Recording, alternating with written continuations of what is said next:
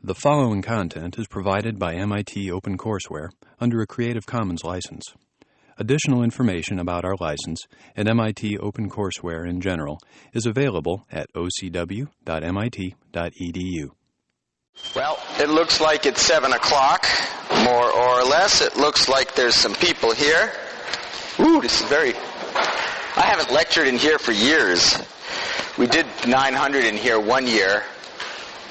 I don't like it. Except maybe they got the heat working this year. Years ago, the heat didn't work in here. It got kind of harsh in the winter. This looks terrific. I'm sure we'll have to erase some of it to explain stuff, but this looks so much, Some people are just better at drawing on the blackboard. But I'll erase it as needed. So, what can I tell you? I'm there. Look at that. Is your lectures 10 or 11? Is the exam for lectures 10 or 11? What was the? It doesn't include tomorrow's lecture on animal language and stuff. It does include the stuff on adult human language from last time. Lecture 10 was language and acquisition. Well, 10 and 11 are both called language and acquisition or something like that. But anyway, last time's lecture is there, next time's lecture isn't. So there won't be a question about whether or not apes can talk to you, and there will be a question on whether you can talk to you.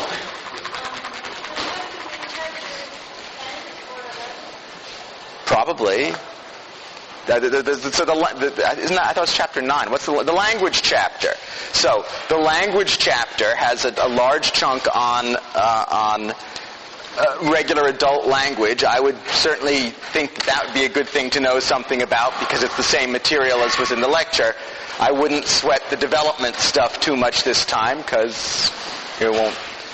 The exam must be in a slightly different position because usually this isn't where the break is. But anyway, adult language, not kid language, not ape language. Yes? Can I go home now?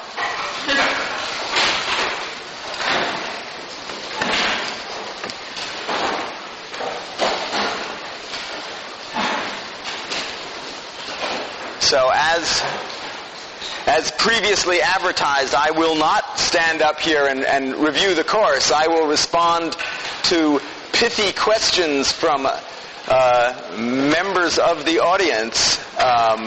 In the absence of pithy questions, I will stand here for a short period of time staring blankly at you as you stare blankly at me, and then we'll all go home in a sort of faintly disappointed kind of way. So, what do you got there for me? You gotta yell in here. The acoustics are miserable.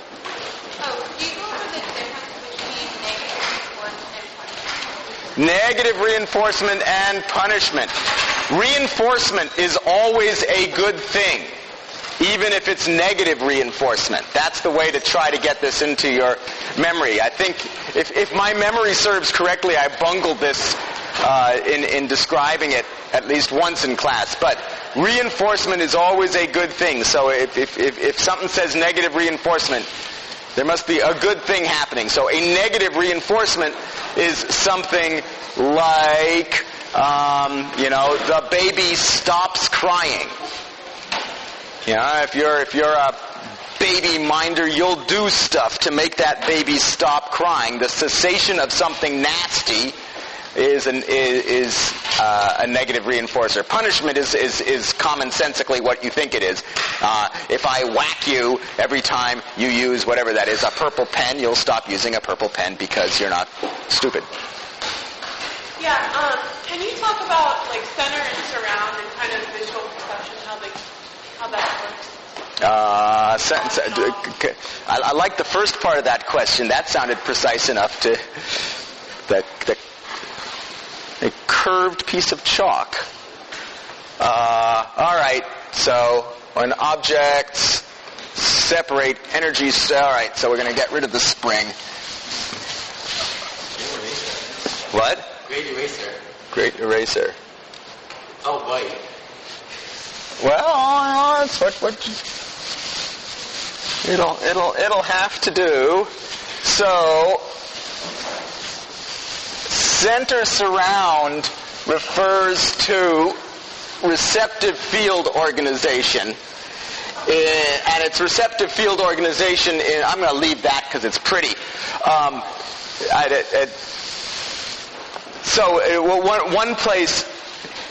One place to see it actually is in the skin. If you go and find a chunk of, here's the brain, here's somatosensory cortex here. If you go and grab one little cell there, what you might discover is that it's got a receptive field, let's say on the arm, such that if you touch the arm here, that cell gets active. But characteristically, there will also be a region around that spot where if you touch around it, that cell will be inhibited. So that's center surround organization on the skin. Do I have all sorts of pretty colored chalk here to play with? Well, no, I have a color. So, plus in the center, minus in the surround. And if you poke around out here, it doesn't care at all. So, that's a good way to localize stimulation on the skin. In the visual system, you've got the same sort of thing. So now, this can be the retina with lots and lots of photoreceptors paving its surface. If you find some cell in the, I suppose a nice place to look for center surround cells would be the output cells of the retina, the ganglion cells of the retina. You might find that output cell, so here's a cell hooked up to the retina and going off to the brain somewhere, and that would be a ganglion cell. And it's hooked up in such a way that if you stimulate, let's say, any of these photoreceptors, this cell would become more active. But if you stimulate any of the ones immediately surrounding it, it would become less active. These photoreceptors would have an inhibitory impact on this cell. So it's got a center that's excitatory and a surround that's inhibitory. So that means if you have light that just fills that center region, that's going to be the optimal stimulus for this cell. It's going to be really happy to see a little spot. And that can be the basis for a set of things like this then become the basis for building more elaborate features later on in the central nervous system. So if you go up into the brain, so now we'll go to visual cortex, back here at the back of the brain, right? That's usual picture. So if you go back here, you'd find cells that are organized, again in a sort of a center surround way, but now they'd want it's elongated, so their best stimulus would be a bar that just has this particular orientation and lies in in one particular part of space. And you could imagine building more and more elaborate things out of, go from little photodetectors to spots to lines and so on. It's a little simplistic, it turns out, to think that you're just building up what you're seeing pixel by pixel. But that's the sort of thing that these receptive fields are doing for you. Yeah? So you're saying it starts very basic when you're at the retina, and as you kind of move up towards the brain, these little basic parts become more... Right. If you look in the retina, of a human or a monkey, you find cells that are interested in spots. And they also have a certain amount of interest in color. And that's about it. They don't care about motion, they don't care about orientation, none of that stuff. Go up here into the brain, they start to care about orientation and motion and more sensitivity to size, and their color processing gets fancier. And then you may recall that there are two broad paths coming out of visual cortex. A wear path heading up into the parietal lobe, and for present purposes the more important one would be the what path heading down into the temporal lobe, where you get fancier and fancier cells with preferences for more and more elaborate stimuli.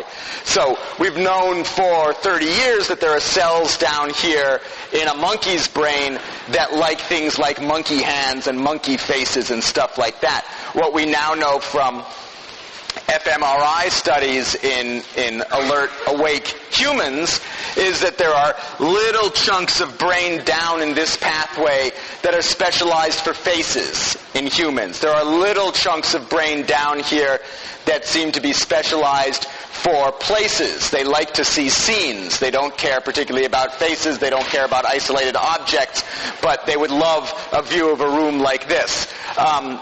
So spots, more elaborate features, heading on into ever more complicated stuff. Does that help?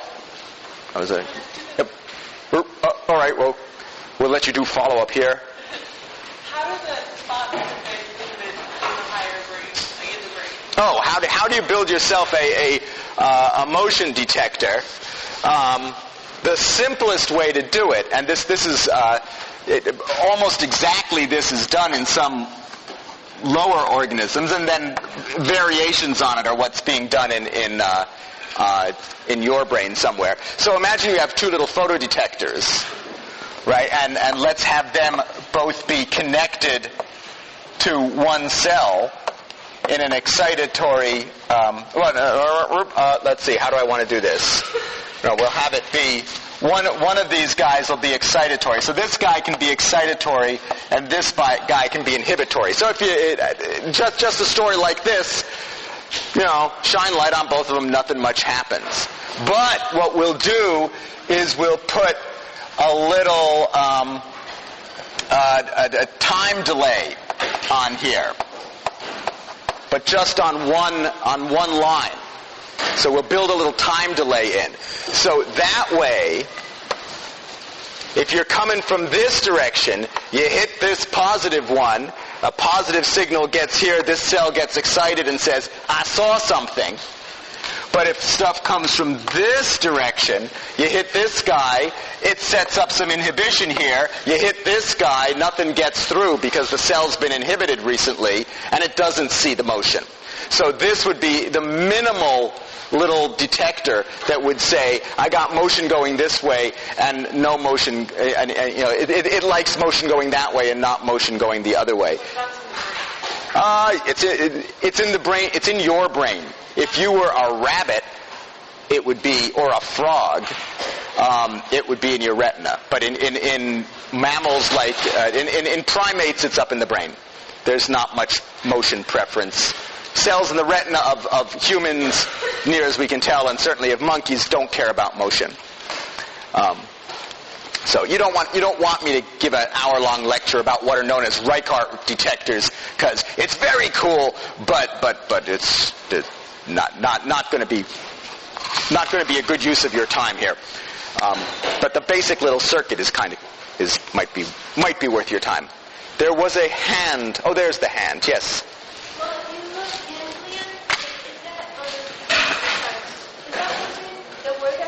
It was ganglion. It was since erased.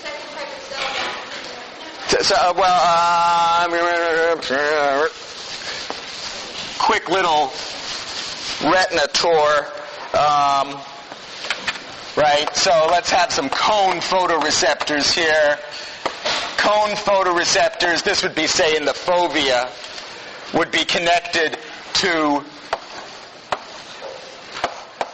bipolar cells.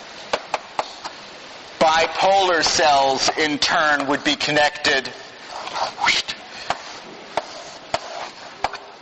to ganglion cells going out to the brain. So the through route would be photoreceptors here, cones, bipolar ganglion.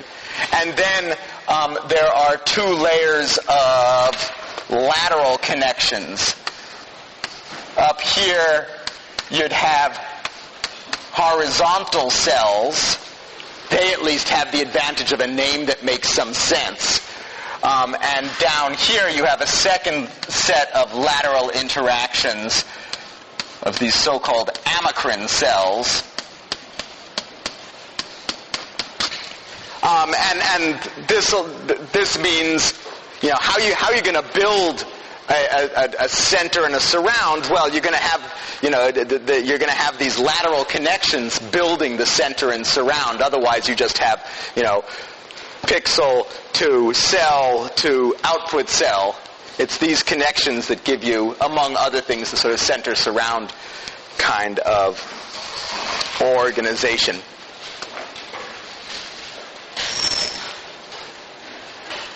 Yes. What's the difference between procedural knowledge and implicit memory and then declarative knowledge and implicit memory? What's the difference? Yeah. Is that like I asked what the difference was? I'm just wondering. You looked like you were quoting to me from a prior exam, and No. Oh, okay. No, so I would, for present purpose, you can sit around and argue about subtle distinctions there, but really the distinction that you want to make, all right, we'll leave these cute little vectors because they're pretty too. All the rest of this has to go.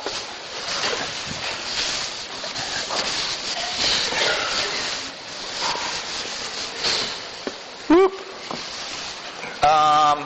So you've got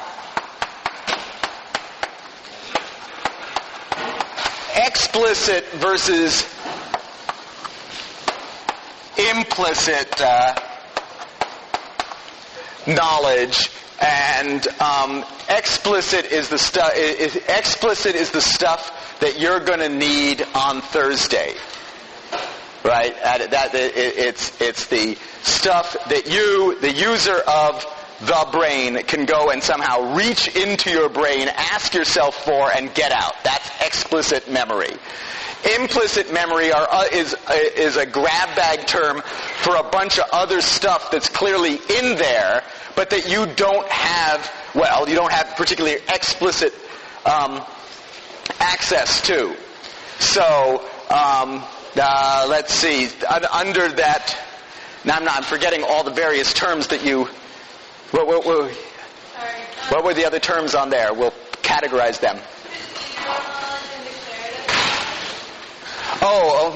Procedural, no,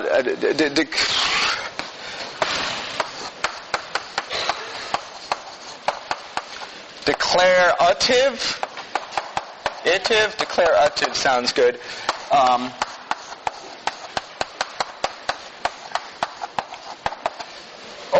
So motor memories, how to ride a bike, how to say a word, are often listed under implicit. Procedural, people fight about this sort of thing, but procedural versus declarative is how you do it and sort of how you talk about it, but is used by some people as a stand-in for explicit versus implicit. The really important distinction, and another way to break this apart is this is the stuff that's for which the hippocampus is vitally important at the encoding stage.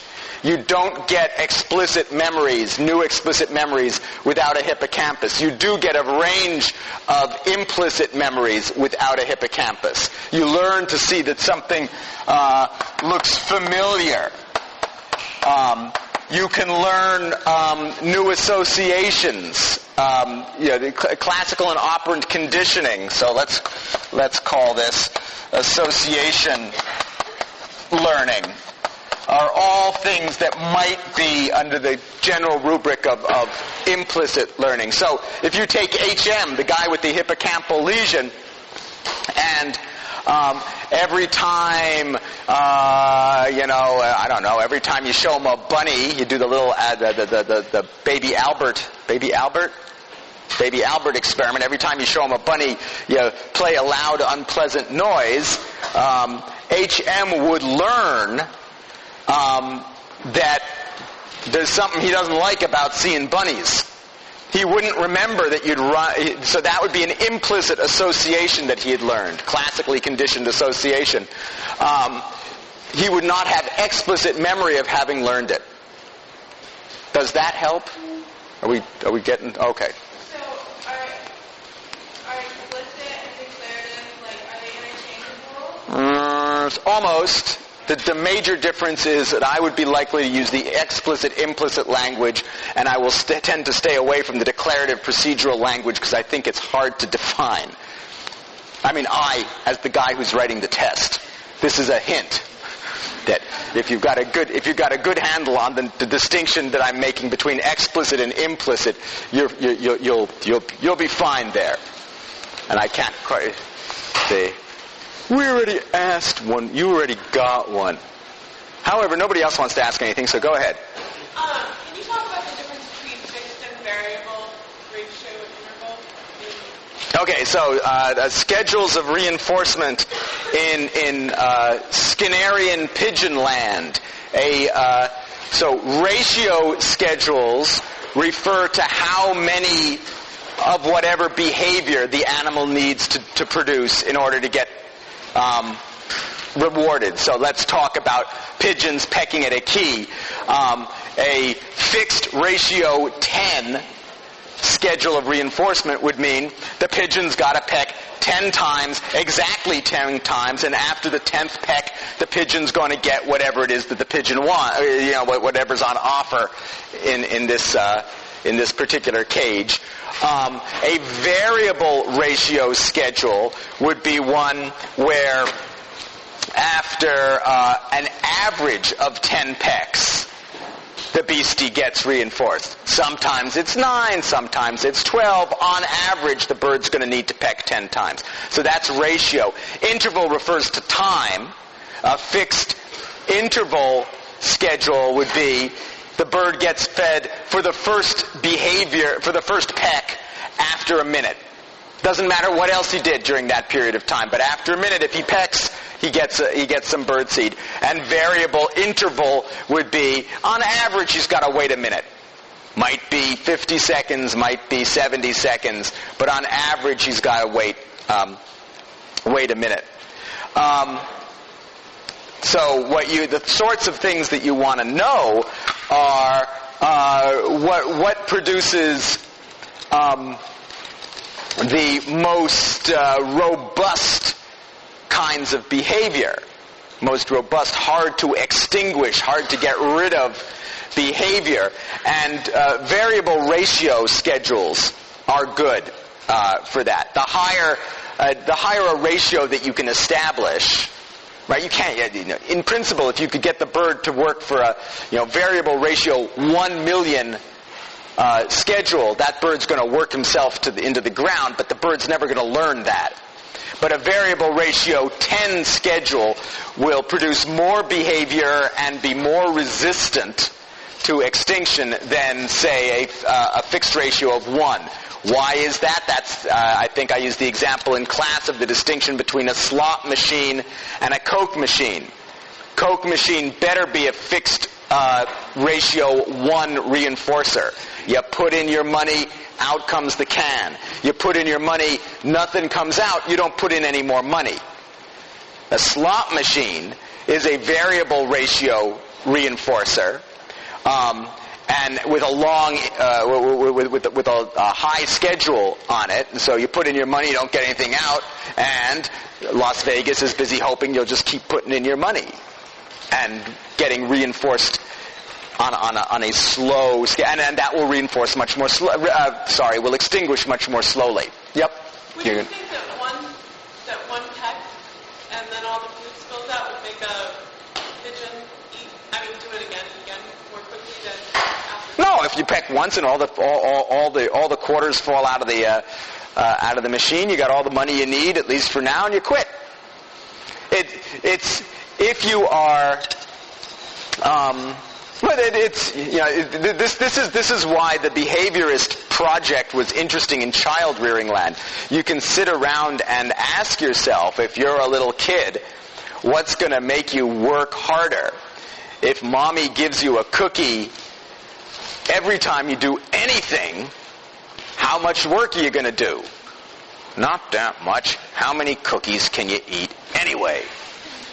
But if mom starts by giving you cookies for all sorts of stuff and then starts to say, you gotta, do more stuff, and now you gotta, I'm not going to give you cookies unless you go to MIT, then you work like a lunatic. You stay up all night. Well, see, if your mother had been giving you cookies all the time, you wouldn't be here. Yes? Isn't it the same amount of work per cookie? Isn't the difference just the expected? No, it's certainly not the same amount of work per cookie. On average, the same amount, right? No. Text per cookie, not 9 or 11. Same work, really. It's just... You're just talking about the difference between fixed ratio and variable ratio. Yes, that would be the same amount on average.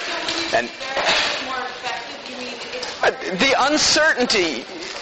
the uncertainty seems to produce both higher rates of performance and more resistance to. Look, if you had conscious access to this, and you're on a fixed ratio 10 schedule, and you emit 10 pecks, peck, didn't get anything. You stop.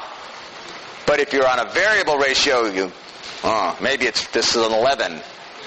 Oh man, maybe it's 12. Maybe it's exponentially distributed. Maybe it's, this one's coming out 150 pecks later. Anyway, so. There's never any distinction. You always get it for the fixed, or you always get it for the variable. Which has a sharper learning curve? Oh, sharper. Well, in both cases, you need to shape the behavior, right? If you simply put a bird in a cage and say, okay, 10 pecks before you get any bird food, you're not going to get much behavior out of the bird. You got to start with, feeding them the cookie every time, and then slowly work them back to every 10. The one thing that I think I can safely say is that the variable ratio, and you can sit around and wonder about why this exactly is, but variable ratios produce higher rates of emitting behavior than fixed. There's buckets of long, boring theoretical books on distinctions like that. But if you go on to the interval schedules, what the bird does or the rat does is show evidence of being able to time. Right? What they'll do, particularly for the fixed interval ones. For a fixed interval one, right after he gets reinforced, the pigeon simply doesn't do anything because he knows those pecks are valueless. And then he starts to think, have I waited long enough, and starts to peck. And the rate of pecking will go up, until you reinforce it, and then it'll drop. So you get this very scallopy rate of behavior. Whoop, boom, whoop, boom, whoop. That's how you know you've got a pigeon who's on a interval schedule. There was a hand out. Oh, there's a hand. Can you talk about contingency and contiguity? Who? Contingency. Yeah. Was that contingency and contiguity? I bet was the other. Yeah. Oh, okay. So contingent. So the important punchline there is that it's contingency that counts and not contiguity in association learning. What the animal is learning is what predicts what. So if you go to say Pavlov's dog, right? If there's bells ringing randomly and food showing up randomly, even though the bell and the food may be contiguous to each other in time, they may show up a lot, at more or less the same time, the animal never learns anything. What they learn is if the bell shows up reliably before the food and does not show up reliably before not food. Doesn't have to. So if it's perfect contingency is bell, food, every time. So that would be 100% contingency. If you have 50% of the time after the bell rings, food shows up, the animal will learn that association too. It'll learn it more slowly, and it will produce less saliva in this particular example. But they'll still learn it. The amount of learning is related to the contingency and not the contiguity. So I can make all sorts of silly examples, but does that sufficiently define those? Contiguity is just proximity in time or space, right? So there are lights on. Every time you have ever flunked a test, the lights have been on. Yeah, so that's not interesting, even though light and bad outcome, or bad tests, those were contiguous events. You don't learn anything about that. If every time I turned on a red light, you proceeded to, lose 10 points on the exam, eventually you would come to, even if you hadn't particularly specifically noticed this, eventually you would come to have a queasy feeling about red lights, because there'd now be a contingent I don't know how I've done this contingent relationship, but it's red light syndrome or something, but now there'd be a relationship between red light and bad things happening, and you would learn that. Oop, there's a hand.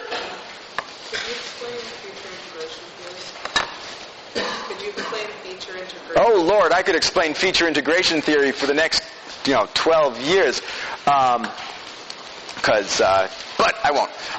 So the basic idea of, because the reason I could explain it for 12 years is because my major contribution to the literature is a follow-on to Anne Treisman's feature integration theory. But the basic core idea of feature integration theory is that, where'd my visual system go?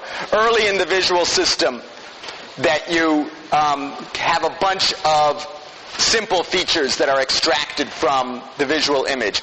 They would be things like the stuff we were talking about: motion, size, orientation, color, and a bunch of other ones. Anne noted with interest, Treisman noted with interest, that there seemed to be specific chunks of the brain that were particularly interested in, say, motion. And now you can see this in fMRI. It's sort of here-ish on this picture. There's a little chunk of brain that loves motion. There's another chunk of brain that loves color and stuff like that. But when you look at the world, you don't see that. You don't see, colors and motions and orientations. You see objects that have associated color, orientation, motion, whatever. How do you integrate those features? And Treisman proposed that a critical role for selective attention, that you couldn't do this without putting attention without selecting an object with your attentional processes. That she originally thought actually that somehow the world was a sort of a soup of features beforehand, that they were completely just kind of swimming around, and then you finally got your attention on something and bound them together. But what seems to be the case, certainly, is that you can't recognize an object. You can't figure out that this orientation goes with this color, goes with this motion, and so on, until you attend to that object.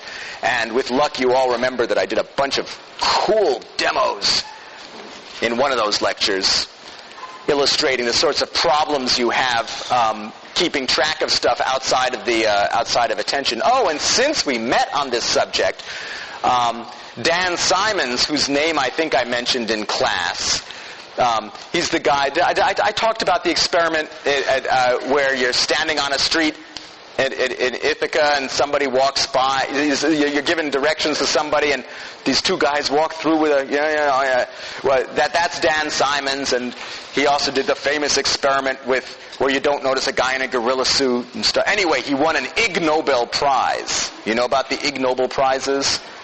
Yeah. Well, he won one. That was good. It's better to win a regular old Nobel Prize, but if you're not going to win one of those, an Ig Nobel is at least kind of fun. So, yes?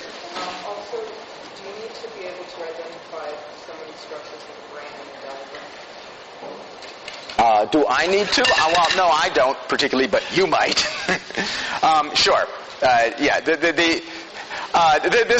is the unendingly impossible question to answer, which is like, which bits do I actually need to know of all that blankety-blank neuroanatomy, right? Because the short answer is you need to know the important stuff. Right? You don't need to know every little detail. You just need to know the important stuff. The problem is that I get to define what the important stuff is, and anyway. So very useful to know.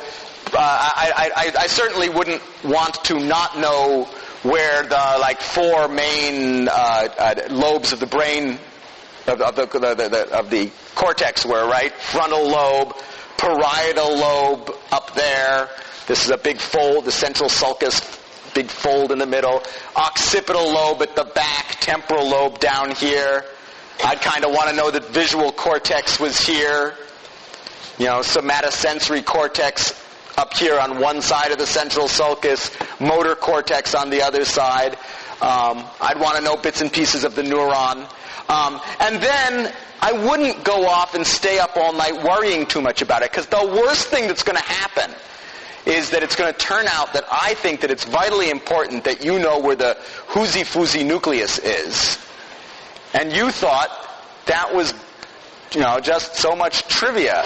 Well, there's 5 points shot. That's sad, but it's not going to be the worst disaster. If you can memorize every term in the book, great.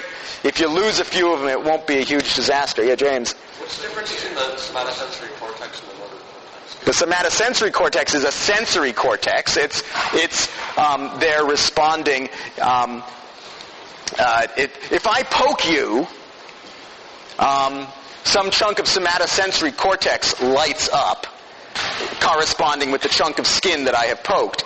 If you then haul off and punch me, that's because some chunk of motor cortex has activated the relevant muscles that says, arm, like that. So, motor is there for producing voluntary motor output, and this is for receiving sensory input. That's the basic distinction. Like on the left and the right. Yeah, they're close neighbors to each other, probably not accidentally. And there's this nice map of the skin surface basically laid out over the somatosensory cortex, and of the body, particularly in the musculature of the body, laid out across motor cortex, and they have a rough correspondence with feet up here in both cases and head down here, as I recall. But basically the important thing is sensory input, motor output. That would be the tidbit to remember there. Yeah? Could you explain the signal? No. I mean, I could, but I failed to talk about it in mainstream at all, right? Did I talk about signal detection theory in mainstream? No, and I don't think I talked about it significantly in concourse either. It's a fascinating topic. It's an endlessly complicated topic, but because I didn't say enough about it, it's in the book, right? Yeah. All right, you get another benefit from having shown up to the review session. Because I didn't get around to lecturing about it, and because I know it confuses people, it ain't on the midterm. Maybe it'll be on the final, just because I know it confuses people. But it's not on the midterm. Good. He wasn't listening. Should we tell him? Yeah, all right. Signal detection theory. You want to know about it. If you're a Course 6 major, you're probably going to take some course on it eventually and stuff. But wonderful stuff, but I don't want to try giving a full blast lecture on it. However, had I remembered that it was in the book, I would have answered that. But never mind. Too late. Yes? Can you go over Weber's law and Fechner's law?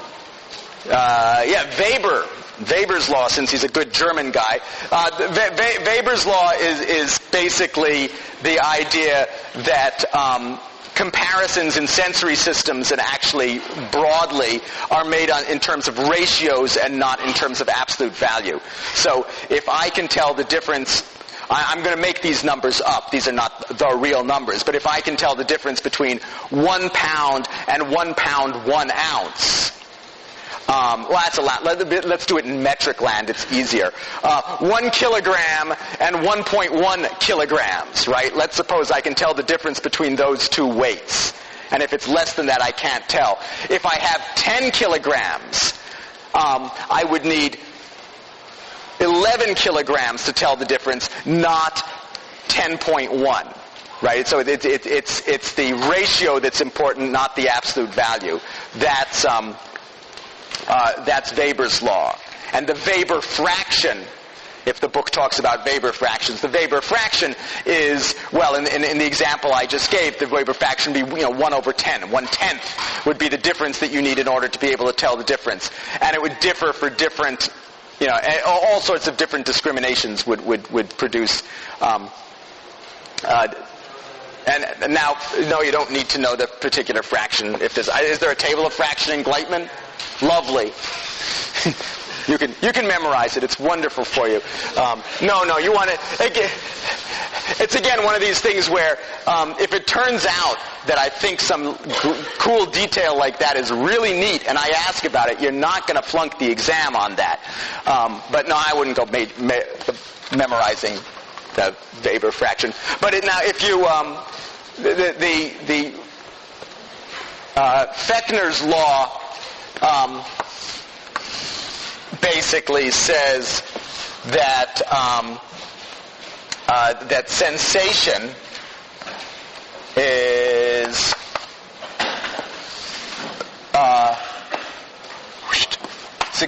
sensation is log stimulus, log energy in some fashion. So the brightness of a light, and then this gives you ratio laws, right? The brightness of a light doesn't go up. If you double the number of photons hitting you, you don't double the apparent brightness. The apparent brightness goes up with the log of the number of photons that are hitting you, or in fact, now does the book do Stevens' law too? I forget. So Weber's law is almost right, but it's not quite right. The story actually seems to be a little closer to. You got the basic idea of Fechner's law here? So Weber's law is ratio. Fechner's law is the extension of that to saying that stimulus, that sensation goes up with log energy. What really happens is sensation goes up with energy to some power. It's a power law rather than a strictly logarithmic law. They're very close for the predictions of those two are very close for many things. But the interesting thing about having it be a power law is that if you do something like light, the exponent is around 0.33 or something. Gives you this compressive function.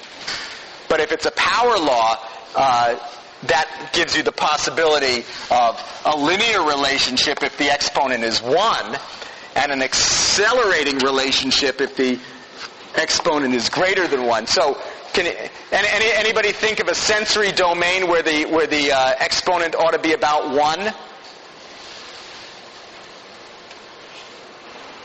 How about length?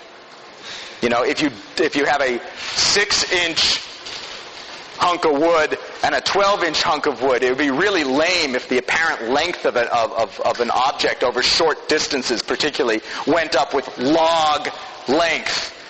Things would look really weird. That doesn't happen. And then there's the entertaining cases of things where the sensation rises much more rapidly than the energy of the stimulus. Where do you think you get these accelerating functions? Pain, yeah. Great experiments.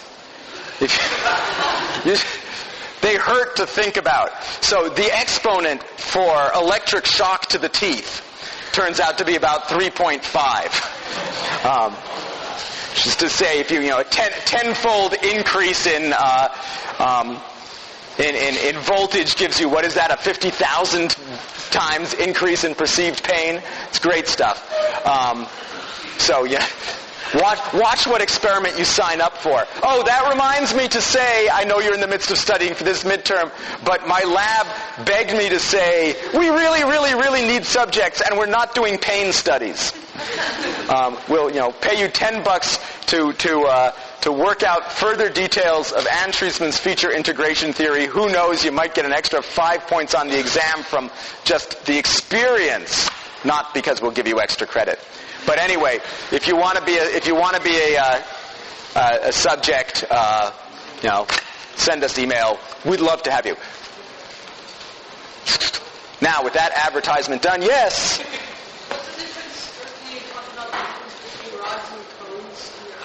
Sure. Rods are... So, difference between rods and cones. Rods are working in dim illumination. They are concentrated. If let's make... Well, I better not make that the fovea. If this is the fovea, the rods are concentrated away from the fovea. They are actually absent in the central fovea altogether.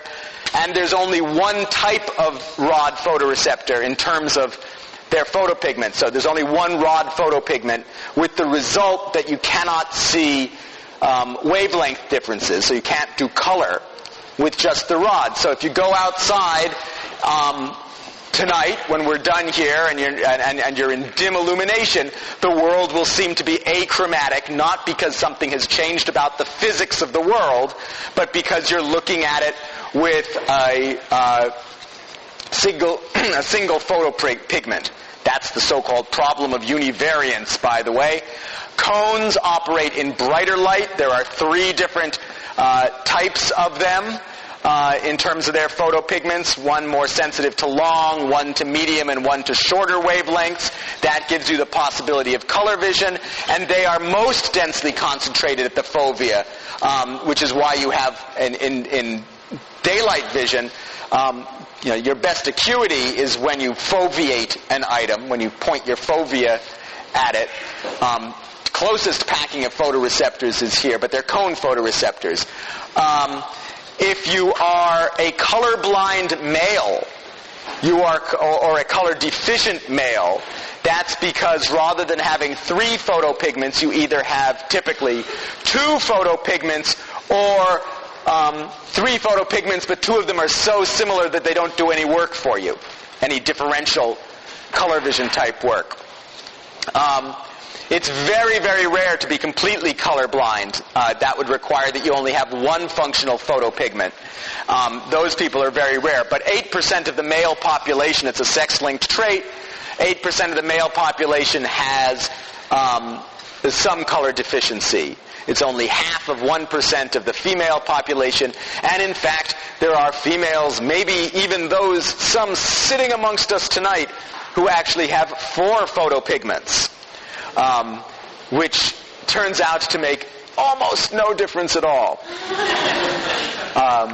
Because it turns out that while you've got 4 photopigments, the rest of the wiring that exploits this is built for a nervous system that comes with 3 photopigments, and you lose most of the information. There are very subtle differences, very subtle differences between what a quadrichromatic woman and a trichromatic woman will say about color.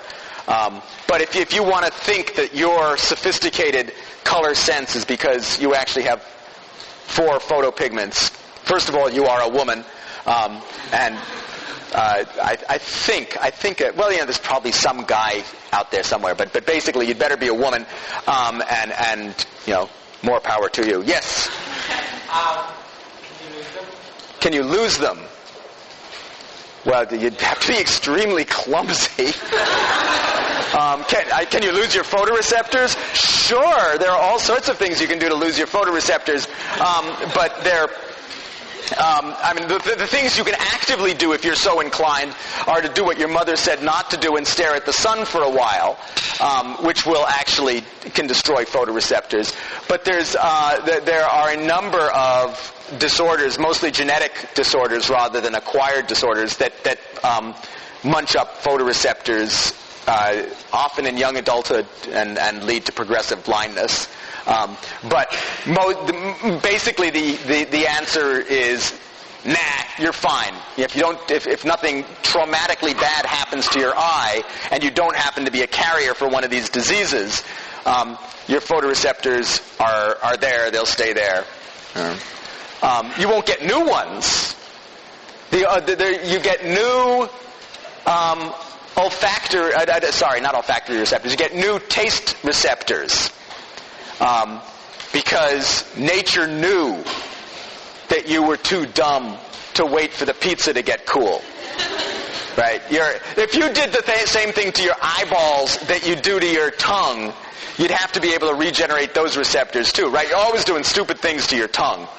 And so those receptors do regenerate. Olfactory receptors turn over, but if you destroy them, they don't regenerate. Auditory hair cells, the receptors in the ear, very active game is to try to figure out. Somebody, I think, over at Mass Eye and Ear now thinks they have a way to regenerate hair cells, because they don't regenerate if you lose them. The way to photoreceptors, they're kind of hard to lose. Receptors in the ear, that you can lose. The way to lose that is crank those speakers. Get those speakers up really loud, because the music sounds really good if it hurts, right? And if it hurts, if you've ever had the experience, if you've ever played your music really loud, and then you hear a very pure tone, that's a hair cell in your inner ear saying goodbye, and I'm not coming back. If you hear that a lot, that's not good. You want to turn the speaker down. It used to be that the green line on the T was the place to hear that. Back when I first came to town, they had these cars that the big turn from Boylston into Park Street Station. It's a sort of a right angle turn. The cars going through there would produce this immensely loud, high-pitched scream.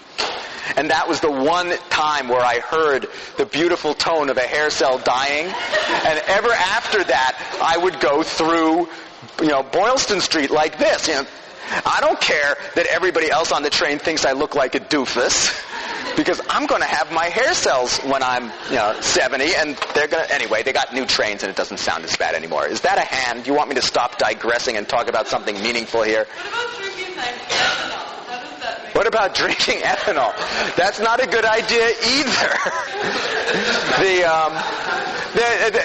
There are all sorts of things that are neurotoxic in the world, and sufficient quantities of ethanol is what's in regular alcohol, right?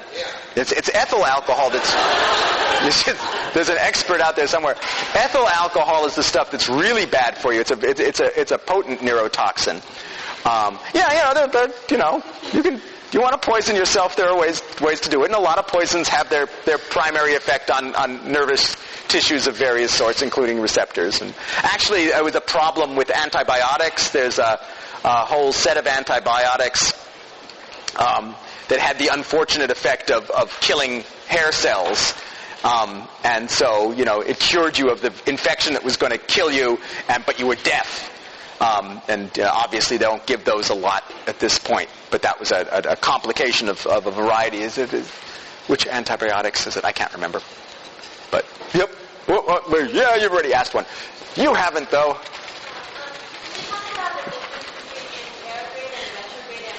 Anterograde or anterograde amnesia and retrograde amnesia. All right, so I take this poor young woman and I hit her over the head. Right?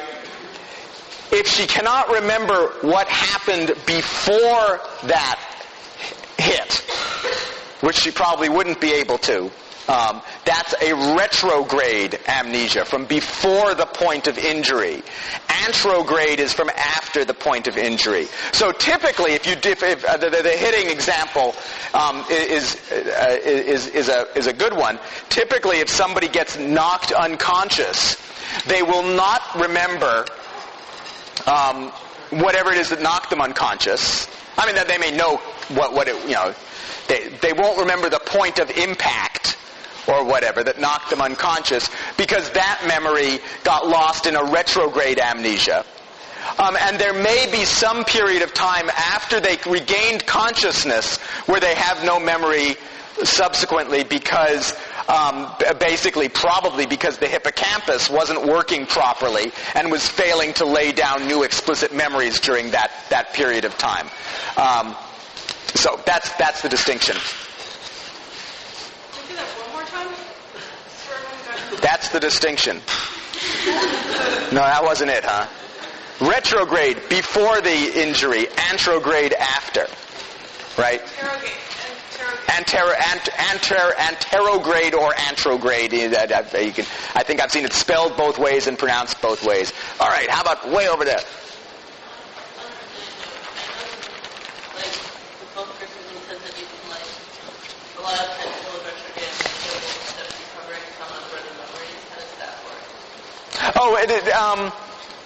If you have a traumatic brain injury of some sort, it's like other injuries. Stuff swells. It's not working all that well, and over time, as it heals itself, if you haven't actually destroyed tissue, you regain access to whatever it was that you were you didn't have access to.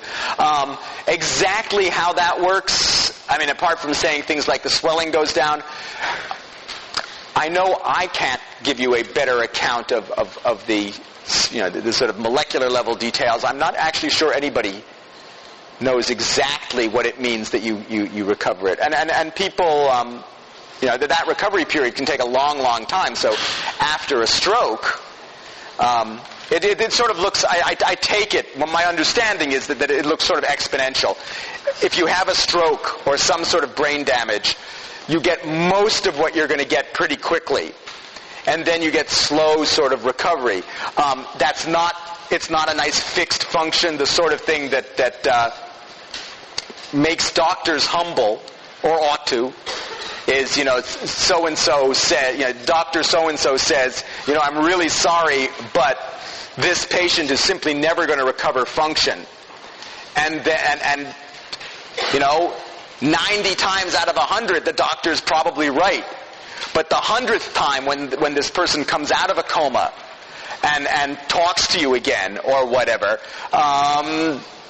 that's what makes doctors humble. Are these injuries localized in the brain? Do they know It can be. I mean, specific amnesias? So, how well is memory localized? How well are specific memories localized in the brain? Memories, almost any reasonably complex memory is distributed fairly widely. I mean, it was once upon a time thought that the whole brain was sort of a uniform mush and it was just sort of distributed in a giant net. That doesn't seem to be true. But only very, very precise, carefully trained memories in animals, to my knowledge, have ever been sort of localized down to a sort of a cellular kind of a level. But you can, even in humans, you can get lesions, brain damage in quite specific areas that produce very specific so-called agnosias. Right, agnosia, a failure to know. Well, we'll put an agnosia in the frontal. Now, I better not put it in the brain because somebody's going to think it's a piece of brain. That's going to be bad. And then they're going to blame me when they get it wrong. So we'll just erase something here.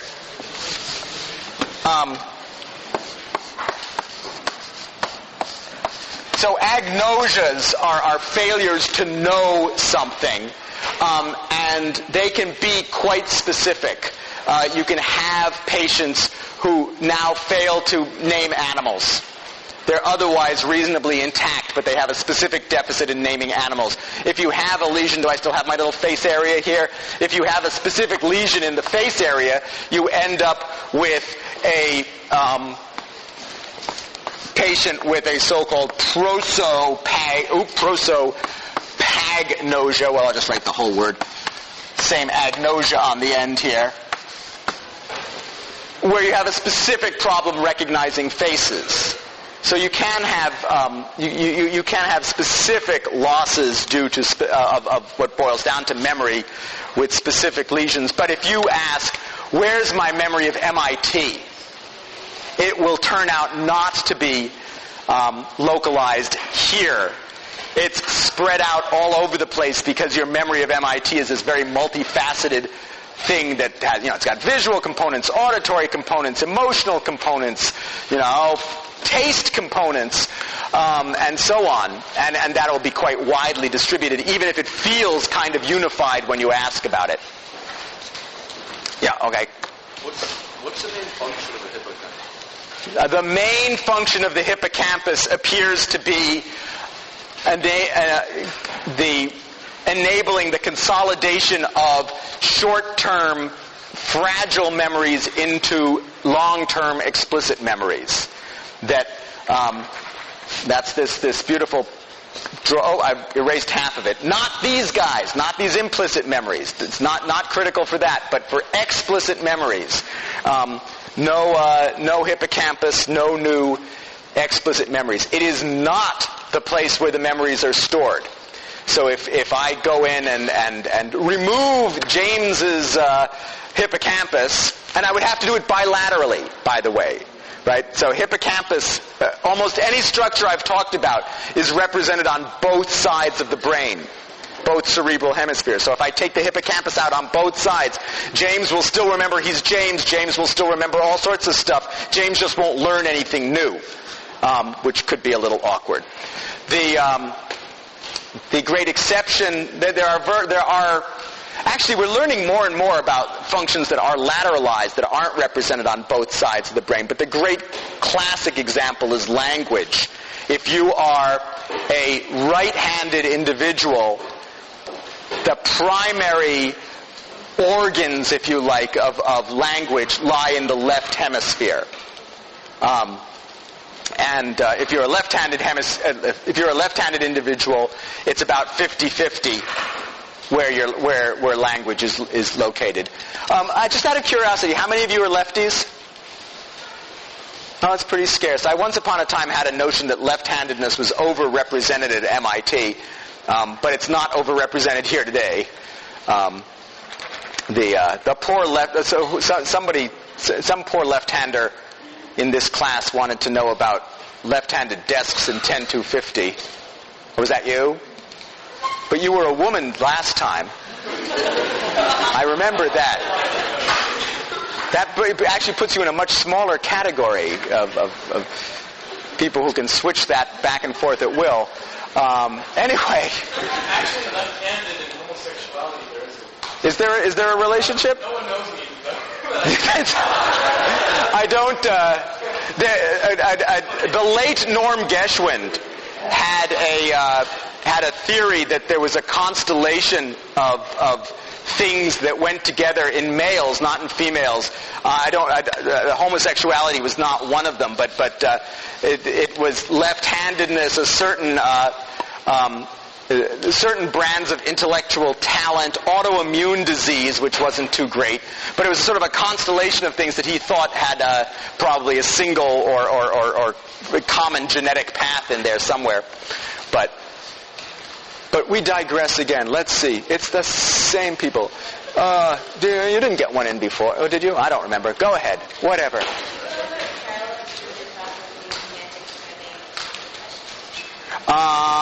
Parallel distributed processing,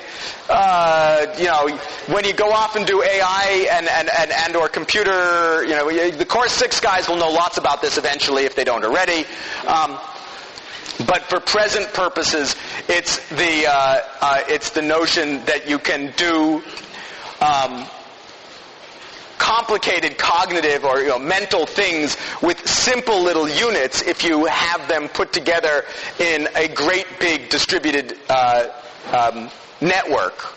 The details of exactly how to put this together are probably not desperately important for present purposes. The bits that are important from your question for present purposes are semantic priming, a good probe for implicit memory.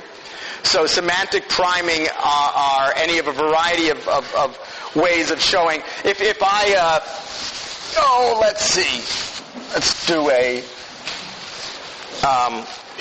an example that I didn't do in class, just for the fun of it. If I say, what is the first word that comes to mind if you're completing this? Monday, monkey, money. Those were the three I could think of off the top of my head. That's why I needed to put something up that had more than one completion. Mononucleosis, right? There's a bunch. There's a lot of things, but there's some that are more common than others.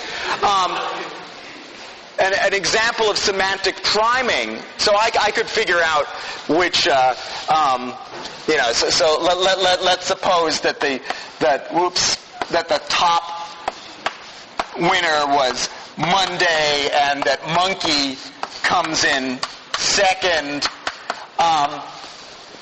If I went and got you to, if I was running down a list of animals, giraffe, lion, gorilla, and then I put up this, you're much more likely to now complete with monkey than with Monday.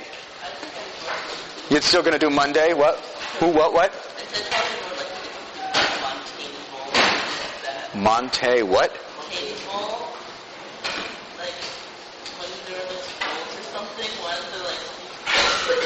I'm lost.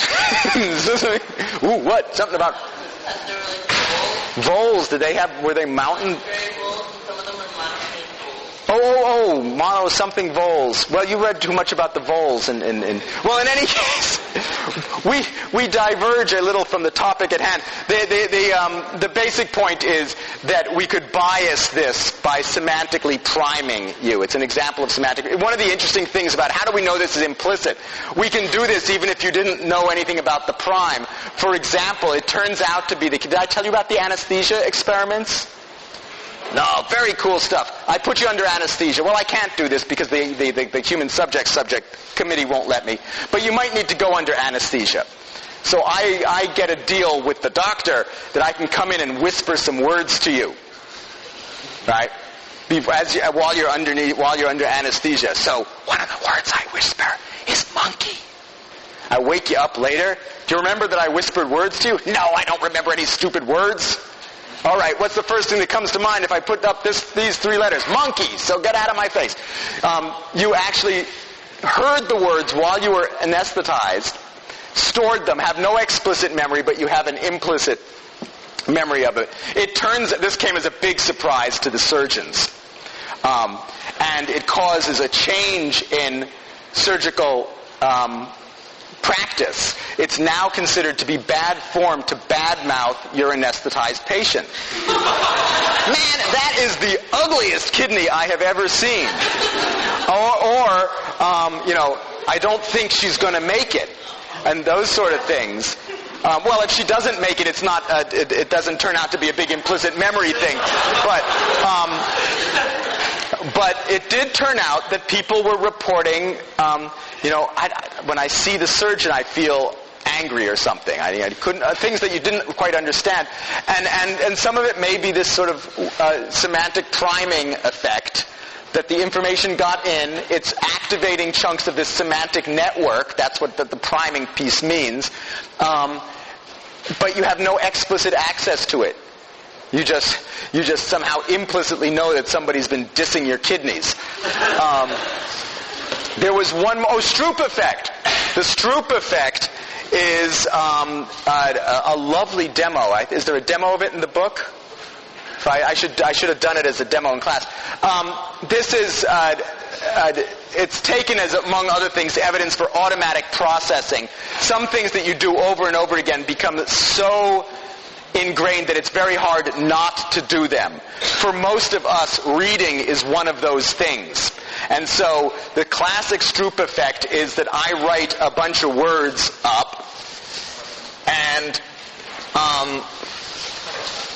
I don't have colored chalk, sadly, but I just say, tell me, I don't care what the stupid word is, just tell me what color it is. So, white, okay. So what color is it? Well, people say white, mostly. Sometimes they make a mistake, but even people like you or me who know about the Stroop effect now, this is the Stroop effect, are substantially slowed, because the reading of green is automatic and it competes with the response. You can't get that white response out because this thing is screaming, it's green! There's a whole lot of these sort of Stroop effects, very big literature on it, which mostly is there to tell you that there are processes that happen automatically, that you simply can't. So one of the more interesting ones is what's the official term for it? I'll talk about it later in the term. But it turns out to be easier to associate young and good, for example, than old and good. So just as you have an automatic reading ability, you also have these automatic biases in your in this giant semantic network that makes it that show up in Stroop-like effects. So if I'll talk about that later in the term. It's cool stuff. Yes.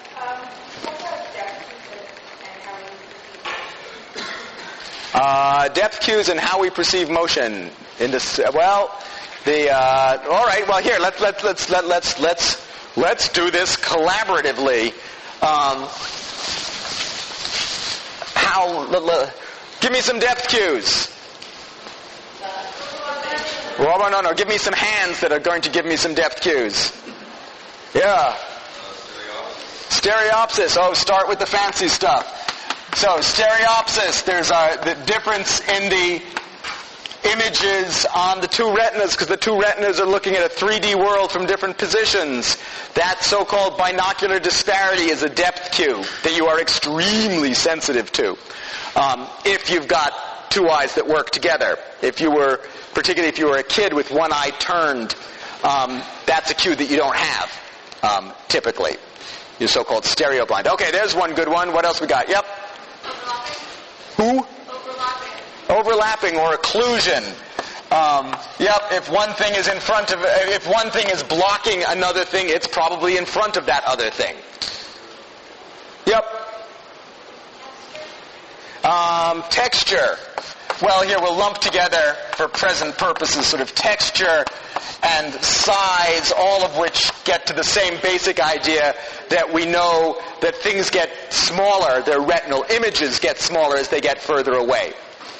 Right? And that's used as depth cue. Yep. Oh, you're cheating. You're reading them out of the book. You're not. It's okay. You can cheat now. If you do it on Thursday, you get in big trouble. The best in 25 years of teaching intro was, we're given, I think it was actually the final, not the midterm, and over in Walker with all the cute little desks, and one poor student has her head down on the desk, and it just looks like she's probably didn't get her flu shot, because none of us are going to get our flu shots, so we're on. Anyway, she's just looking miserable. And so one of the TAs goes over to see if she's okay. And she's not only okay, she's got the textbook open on the floor. She's turning the pages with her foot. That wasn't good. But anyway, what do you got for us there?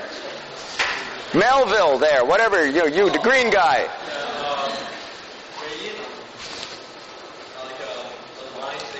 Oh, linear perspective. Lines going off, to a vanishing, parallel lines going in depth are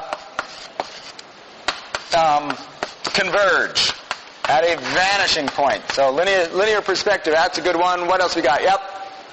The color, like things far away look sort of... Yeah, haze, aerial perspective is, I don't know why it's called aerial perspective, but that's what it's called. Haze, basically. Things far away, particularly in a humid world, are bluer and less distinct. Any more? Yeah? If I move my head back and forth, is that just stereopsis? No, because if I do it with one eye, it'll work just fine, right? So it better not be stereo anything, but it's more or less the same thing. That's motion parallax. Another good one.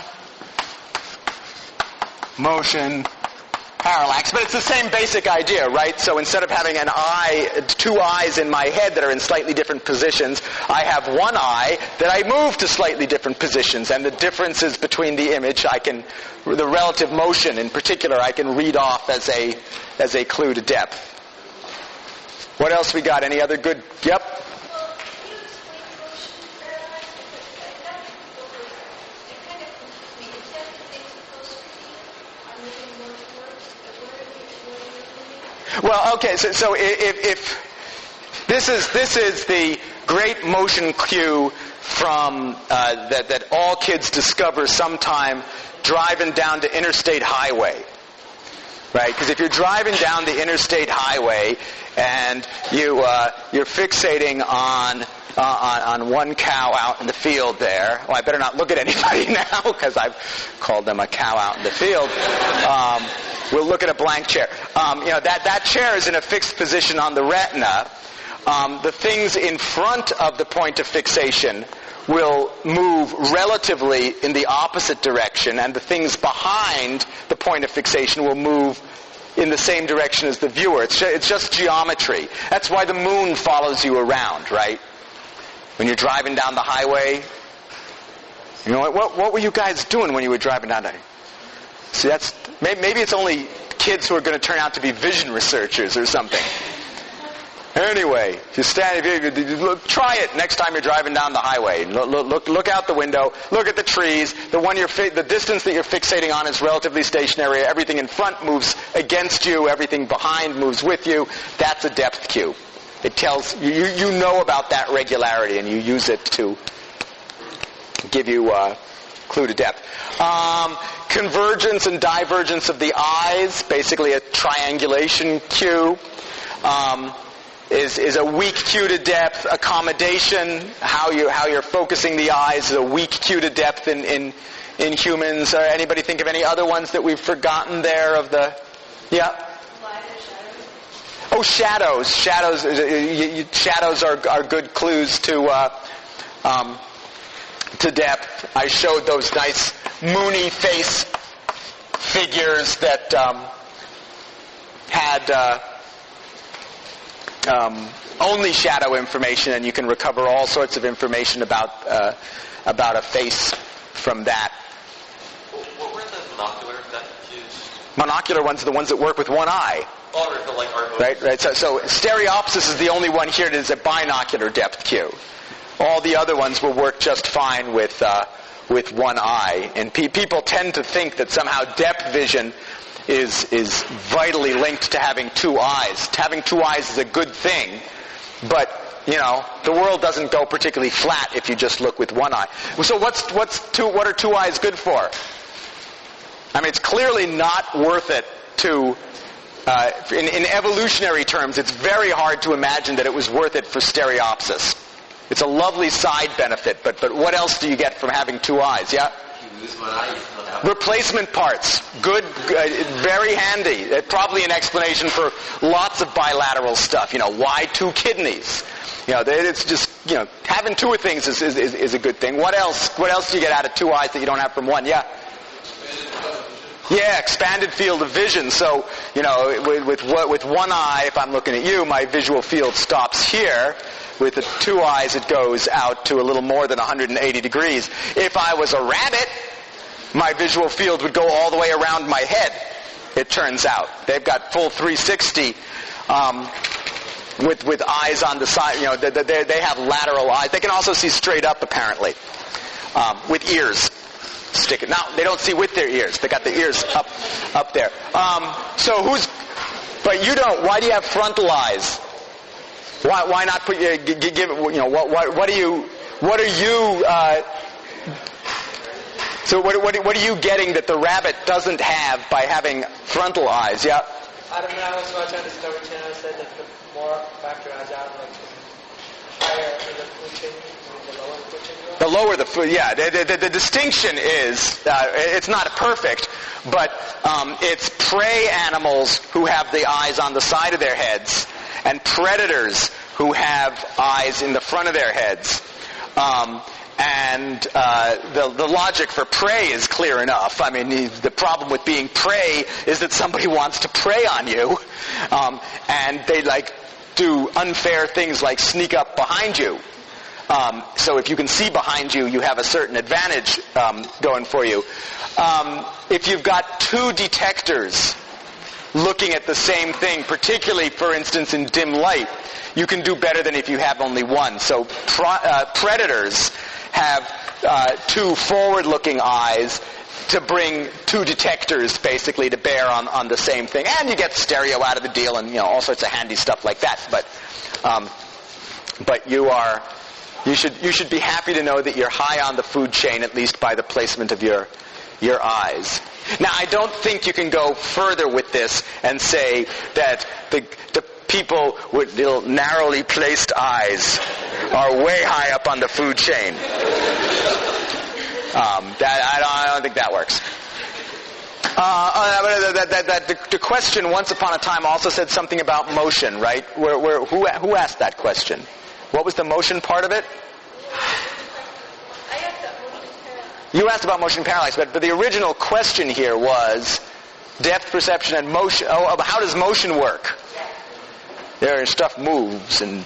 No, the important thing about... there are a couple of important things to remember about motion. And I can't remember which of them are actually discussed extensively in the book. I remember one bit that's discussed in the book. One thing is that it's another case where you have to worry about ambiguities. Right? If you've got... Oh, yes, this is discussed in the book. I just remembered. I just remembered all sorts of things, which I shouldn't remember. Anyway, if you've got a line and it's moving, so you're looking at this line. So you got a little. Imagine this is the receptive field of a cell. It's behaving like a little aperture, basically, and this thing is moving. Well, maybe it's moving like that. Or maybe it's moving like this, or maybe it's moving like this. If all you can see is this little bit of it, you can't tell which direction it's moving. I mean, you can narrow it down to within 180 degrees. It's not going that way. But you can't tell if this is a contour sliding up like that, sliding down like that, moving across like that. You see the problem? It's known as the aperture problem. The example that is in the book is the so-called barber pole illusion, where you've got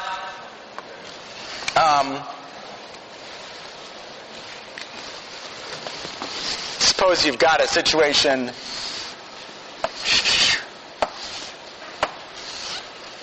like that.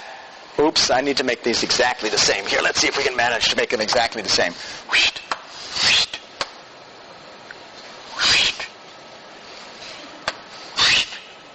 Yeah, okay, they're all more or less the same orientation. Okay. Oh, it's going to be a messy picture. Oh, well. Anyway, what I'm going to do is I'm going to have all these guys moving perpendicular to their orientation. But what will happen, let's redraw this guy up here, is that this thing, if these guys are all actually moving like that behind a horizontal aperture, it'll look like it's moving along the aperture that way, and these guys will look like they're moving down. And the reason is that you're using the little endpoints to disambiguate. How do we know how this thing is moving? Well, if this thing is sliding, however it's sliding along, these little endpoints are going to all be moving like this. And so I'm going to guess that the overall motion is along. And these little endpoints are all going to be moving down. So I'm going to guess that it's moving down. The important point here, the general point, so if this doesn't make sense, go back and look at the example, the barber pole illusion example that I remember looking at in the book. The important point is that you're making an inference about motion because little local bits of motion are inherently ambiguous. You have to disambiguate it. The other thing to remember about motion is that nothing actually needs to move. The nothing needs to move part is the reason you can see movies. And cartoons are the clearest example of this. But movies in general, you know, are a series of discrete frames. And if I show you this, your that's called apparent motion. What you will see is a nice smooth motion as you basically interpolate the motion in between. In fact, if I flash a light here and a light here, you will see that light. You will swear up and down, if I get the timing right, that you see the light here move through space to here, even though there's no, there's never any light at this point. You'll still see, you will see your inference in that case. I just heard a nice talk on Friday by a woman whose fame is based in part on discovering that that if you start making these sort of pictures with human bodies, that the system knows how human bodies work. And so, let's see, can I make a motion that works? If I go from here, what's a good motion that doesn't work? If I do this to something like that, the shortest path from here to here would be some weird path through my upper arm. But the more reasonable thing would be a swooping thing like that, and you'll actually see the one that makes biomechanical sense, is what she discovered, that you know how bodies move. If you do it with something where you don't know it, it'll go for the shortest path. But if you use a human body where you know a lot about it, it will go for the shortest path. How are we doing here? I see another hand. Yes, that would be yours.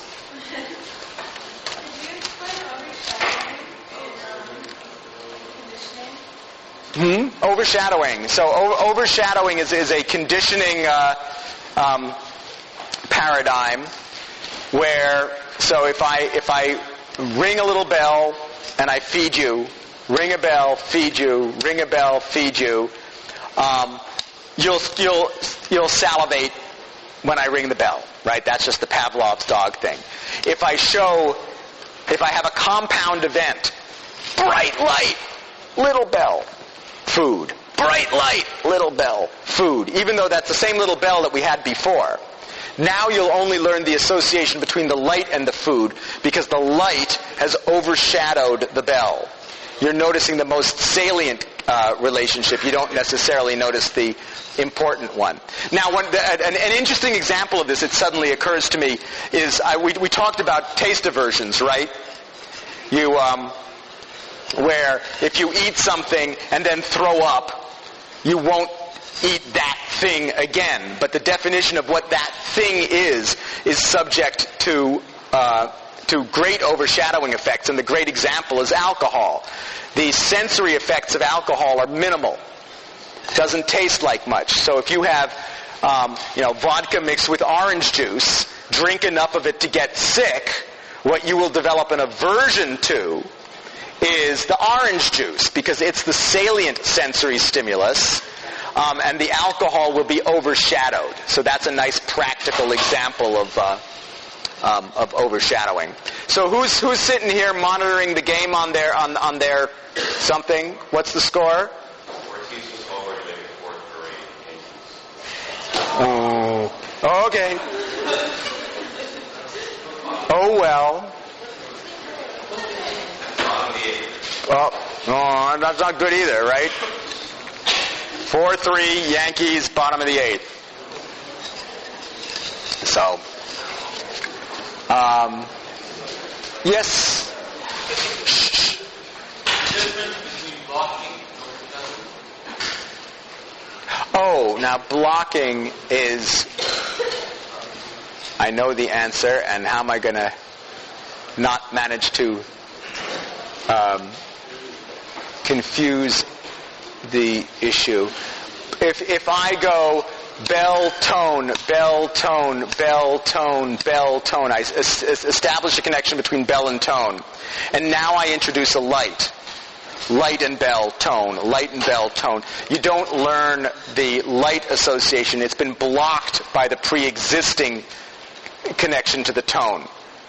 So the critical difference is the way it's built up. That in the case of overshadowing, these two things show up sort of at the same time for the first time, and the salient one overshadows the second one. In the blocking case, what you already know keeps you from learning something new. Yes? That work? Okay.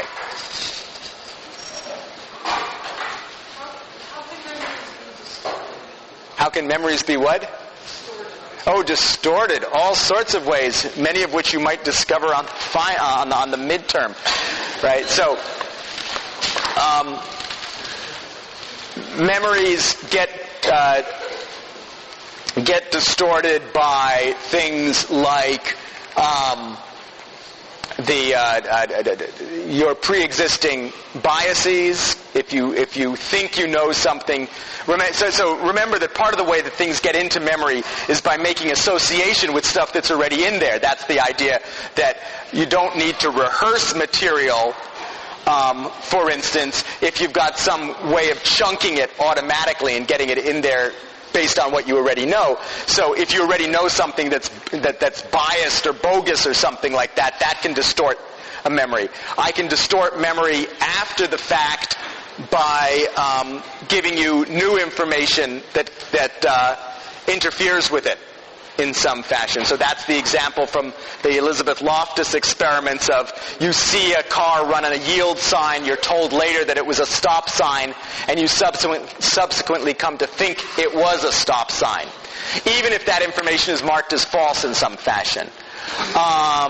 You can, how you're asked about it, that's another Loftus example. How you're asked about a memory can distort the memory. If I asked you, did the car smash into the truck? You'll have that car moving faster than if I say, did that car bump into the truck? I know I should be able to generate a whole bunch of other great examples here. Well, I mean, there are ways to distort it by, knocking you on the head and things like that. I suppose I could come up with a collection of physiological techniques for distorting memory. What am I forgetting? Yes, I'm forgetting that I dropped the stick? No? No, you didn't say anything. You just waved your. I thought you were bidding on that one. Who can think of any other great memory distortion? There are other distortions of memory. I don't know if it's less active, but people forget the source of the source of memory comes disentangled from the actual memory. So the one example of that is so-called cryptamnesia, where you think an idea was yours and it was really somebody else's. Yeah. Well, you can have really bad days. Someone asks you how your childhood, your life was to be on. Oh yes. So your affective state will influence. That's sort of a special case of the bias example. But if you're in a bad mood, what you recover tends to be different than if you were in a good mood. This is a beautiful example of the phenomenon that will undoubtedly afflict some of you at some point during the exam. I can see my handout where it listed about 5 ways that memories can be, 5 problems with retrieval or something like that, and I can't quite read them off of that image. So I've got this feeling I'm forgetting a couple of them in there. Wasn't there one when, a trusted parent will say, remember when you were little? Oh yeah, so you can have completely false memories that are generated by in the example that you're giving is yet another clever Liz Loftus experiment, where what you're doing is somebody, your brother says to you, do you remember being lost in the shopping mall? You recover a memory that you think feels like a real memory, but it's not a real memory. It's a memory based on your schema, a good term from one of the chapters in there, your schema of what being lost in a mall would be like. This is how most cognitive science sorts understand alien possession narratives.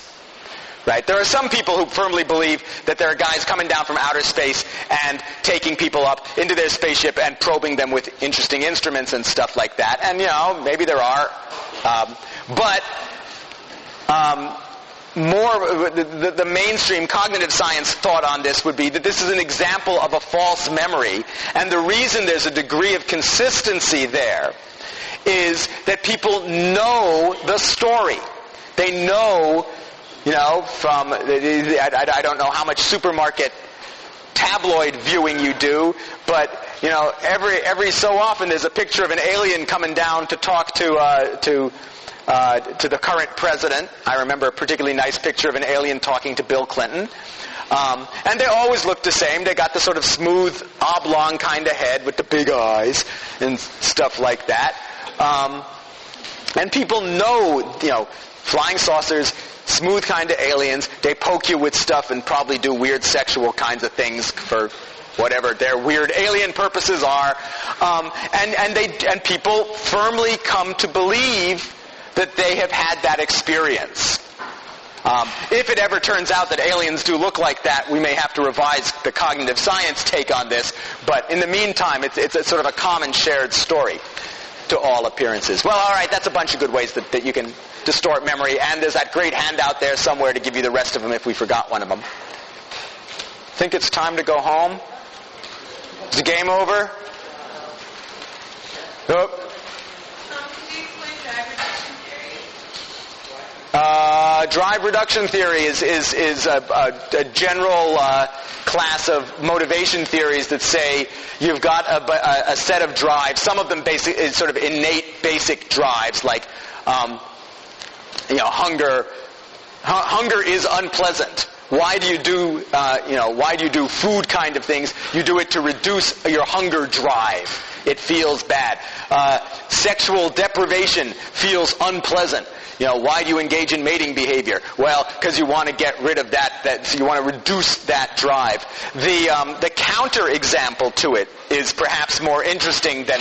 Now, drive reduction theory gets you a certain distance, but the things that it doesn't explain is why you would go and eat something when you weren't hungry, or why you might go out hunting for food if you're, a leopard or whatever, before you get hungry. And there you get the notion of appetitive behaviors that are rewarding even though they are not reducing a drive. In the case of appetitive hunting behavior, the logic is that you want to get the leopard out there hunting before he's really hungry, because otherwise he's going to run out of gas before he gets to catch the gazelle or something. He's got to be out there while he's still got enough food reserves that he can go and... It's a way of organizing more complicated behaviors. So drive reduction is a good place to start, and then if you're really going to start explaining why complex organisms do things, you sort of have to go beyond that to Yankee reduction theory. Anything? Yeah? Anything happening here? We don't know. No. It's still 4-3, bottom of the eighth. Okay. All right. Well, everybody can make a run for it and catch the bottom of the night. If you suddenly remember more questions, you can send email, post them to the website. Good luck. We'll see you. I won't see you, but I'll hear all about it.